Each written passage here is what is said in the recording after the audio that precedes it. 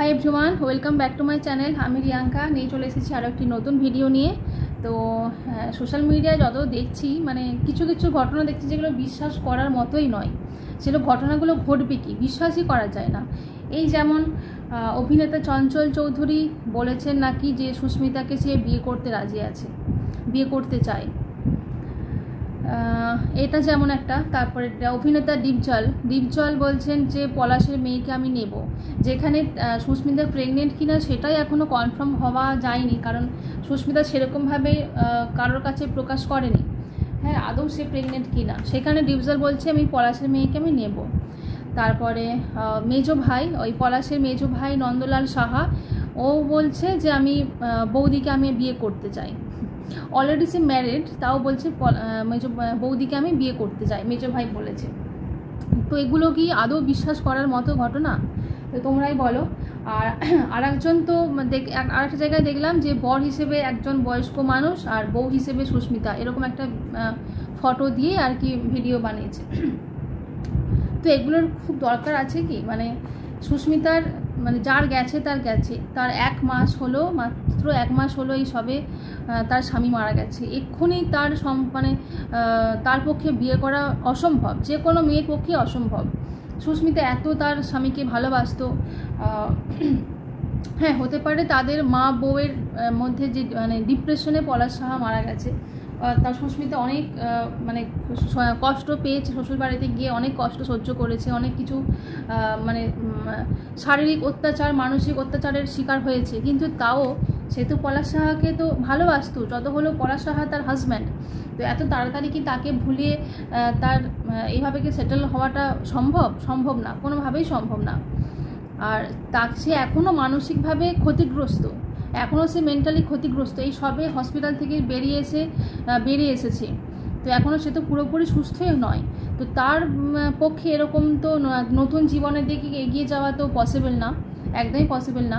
আর বিয়ের গুঞ্জন নিয়ে সুস্মিতা সাহাও বলেওছে সাংবাদিকদের যে তার হচ্ছে সারা মন জুড়ে শুধুমাত্র এখনও পলাশ সাহা, আর সেই পলাশ সাহাকে আঁকড়ে নিয়েই বাঁচতে চায়।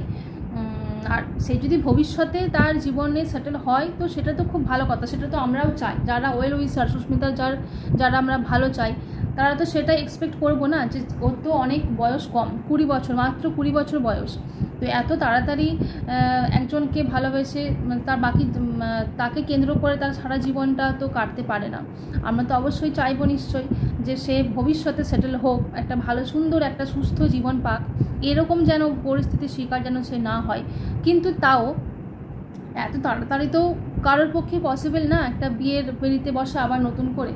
তো এই রকম ঘটনাগুলো বলবো যারা সোশ্যাল মিডিয়ার মাধ্যমে ছড়াচ্ছ প্লিজ এরকম করো না। একটা মানে যার গেছে তার গেছে, সেই মেয়েটার নাম করে এরকমভাবে প্লিজ কেউ মানে উল্টোপাল্টা খবর না রটানোই ভালো, তাই না? আর একটা কথা শুনলাম যে সুস্মিতাকে নায়িকার প্রস্তাব দিয়েছে ঢালিউডের নায়িকা হিসেবে। সত্যি সে যদি এরকম কিছু প্রস্তাব পেয়ে থাকে খুবই ভালো, কারণ সেটা তার কেরিয়ারের জন্য খুব ভালো। সুস্মিতা এত সুন্দর দেখতে, প্লাস তার ডান্সের ভিডিও আমরা দেখেছি নেট মাধ্যমেই আমরা তার ডান্সের ভিডিও দেখেছি, এত সুন্দর দেখতে। তো সে যদি সত্যি এরকম কোনো প্রস্তাব পেয়ে থাকে তো খুবই ভালো, তাই না? কিন্তু আমার মনে হয় না এটা কতটা সত্যি কতটা মিথ্যে, মানে কতটা ঘটেছে আর কতটা রটেছে সেটা তো এখনও পুরোপুরি ধোঁয়াশার মধ্যে। তো এখন এই সবে তার স্বামী 1 মাস হলো মারা গেছে, এখনও সে মেন্টালি প্রিপেয়ার্ড নয়, কোনো কিছুর জন্যই মেন্টালি প্রিপেয়ার্ড নয়, সেটা না হওয়ারই কথা সব মেয়েদের ক্ষেত্রে। তো আমরা অবশ্যই চাইবো যে তার জীবনটা আবার নতুন করে গুছিয়ে নিক, খুব ভালো একটা সুন্দর সুস্থ জীবন, মানে সেটা বিয়ে করেই হোক, মানে পরবর্তীকালে সেটা বিয়ে করেই হোক বা সে তার নিজের জীবনে প্রতিষ্ঠিত স্বাবলম্বী হয়েই হোক না কেন, আমরা চাই সে একটা সুন্দর সুস্থ জীবন যেন পায়, যারা আমরা তার ওয়েল উইসার, তাই না? সেটাই তো চাওয়াটা স্বাভাবিক।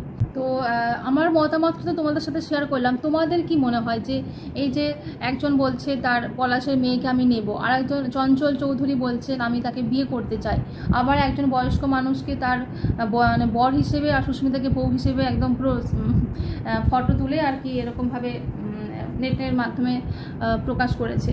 তো এগুলো কি আদৌ সত্যি, বা তাকে নায়িকার প্রস্তাব দেওয়াটা এগুলো কি আদৌ সত্যি? তোমাদের যদি জানা থাকে তোমরা কমেন্টে জানিও। এই ব্যাপারে তোমাদের কি মতামত অবশ্যই আমার কমেন্ট সেকশনে জানাবে তোমরা। তো আমার তো যদিও মনে হয় যে এটা পুরো এগুলো সব কিছুই রটনা। তারপরেও এই মেজো ভাই নন্দলাল সাহা বলেছে বৌদিকে আমি বিয়ে করব। তো এগুলো কতটা সত্য কতটা মিথ্যে আমি জানি না, এখন আমার তো মনে হয় না এগুলো কোনোটাই সত্যি বলে। তবে যাই ঘটনা ঘটুক না কেন, সুস্মিতা তো সে তার বিয়ের গুঞ্জন এইসব মানে ইগনোর করে সে তো সংবাদ মাধ্যমে বলেই দিয়েছে যে বিয়ে নিয়ে সে এখনই একদমই প্রস্তুত নয়। সে এখনও পর্যন্ত তার মনের মধ্যে পলাশ সাহা বেঁচে আছে। পলাশ সাহা পৃথিবীতে না থাকলেও সুস্মিতার সারা মন জুড়ে এখনও কিন্তু পলাশ সাহা বেঁচে আছে, সেটাই স্বাভাবিক। এখনই তার পক্ষে এরকম সেটেল হওয়াটা কোনোভাবেই সম্ভব না।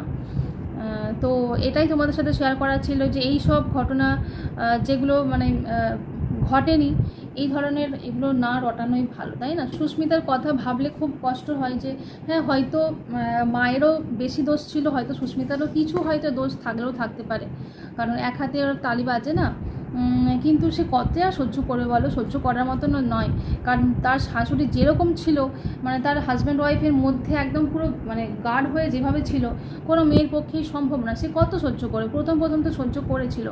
আর পলাশের বড় বৌদিকেও কিন্তু এইরকমই অত্যাচার করতো, ভীষণই অত্যাচার করতো, কিন্তু পলাশের বড় ভাই এতটা মা ভক্ত ছিল না, সেই জন্য সে তার বউকে নিয়ে সরে গেছে, অন্য ফ্ল্যাটে শিফট করে গেছে। কিন্তু সেটা পলাশ সাহা পারেনি, পলাশ সাহা অন্য জায়গায় শিফট করতে পারেনি, কারণ সে তার মধ্যে অতিরিক্ত মা ভক্তি ছিল। কিন্তু এরকমটাই আমার মনে হয় ঠিক না, পলাশ সাহারও কিছু দোষ ছিল। সে আর এরকমও তো শোনা গেছে যে পলাশ সাহার বস আর বসের স্ত্রী ওরা দুজনেই কিন্তু বুঝিয়েছিল যে সুস্মিতা সাহা যেদিন ওই অফিসে গেছিলো, পলাশ সাহার যেদিন অফিসে গেছিলো সেদিন কিন্তু ওরা বলেছিল যে সুস্মিতা এখন থাকুক আমাদের বাড়িতে, আমাদের কাছে থাকুক, ওর মেন্টালি একদমই ভালো নয়, মন মেজাজ ভালো নয়, ও আমাদের বাড়িতে এখন থাকুক।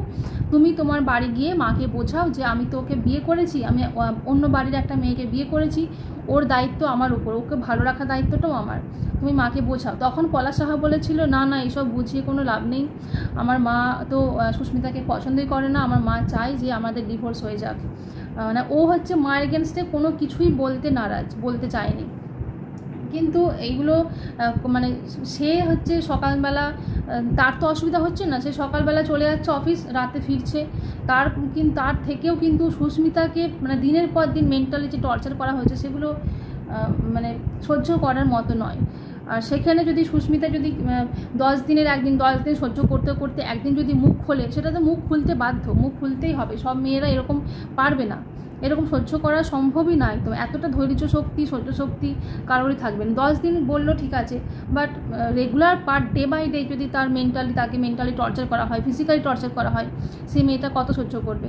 একদিন তো তার স্বামী যেহেতু তাকে ভালোবাসে, তাহলে তো তার হাজব্যান্ডকে সেটা প্রোটেস্ট করতে হবে না, যে কোনটা ন্যায় অন্যায়টা তো বলা তার দরকার ছিল, তার মাকে কিছু অন্তত বলা দরকার ছিল। কিন্তু না, পলাশ সাহা কোনো কিচ্ছুই বলেন, তার মাকে একদম কোনো কিচ্ছু বলতো না। এটাও পলাশ সাহার কিছু দোষ ছিল। তো কী আর করা যাবে, সবার মিলিত দোষেই এই পরিস্থিতিটা হয়েছে। মা, বউ, পলাশ সাহা নিজে, সবার কিছু দোষের শিকার হচ্ছে পলাশ সাহা নিজেই আজকে। আর পলাশ সাহা যে আজকে এই ভুলটা করেছে তার খেসারত দিতে হচ্ছে তার স্ত্রী সুস্মিতাকে, তাই না? পলাশ সাহা তো নিজে চলে গেল, সে নিজে শান্তি পেয়ে গেল, কিন্তু সুস্মিতা আজকে কিন্তু বেশি ভুগছে, তার মায়ের থেকেও কিন্তু বেশি সাফার করছে সুস্মিতা।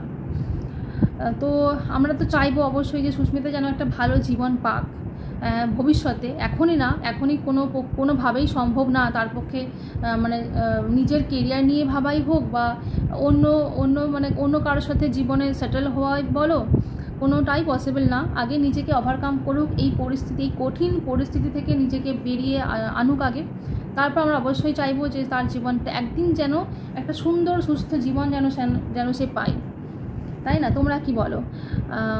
তোমরা যদি আমার সাথে একমত হও অবশ্যই আমার কমেন্টে জানাবে।